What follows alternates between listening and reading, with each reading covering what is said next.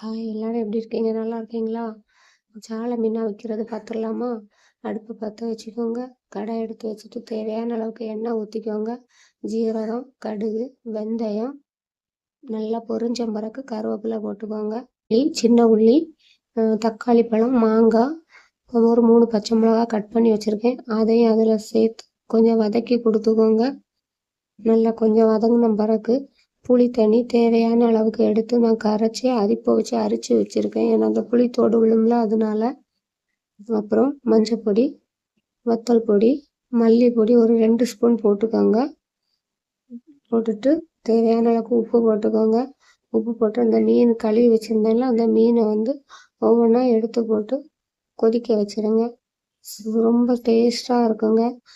இது கூடலாம் ரசம் வச்சு சாப்பிட்டீங்கன்னா ரொம்ப டேஸ்ட்டாக இருக்கும்.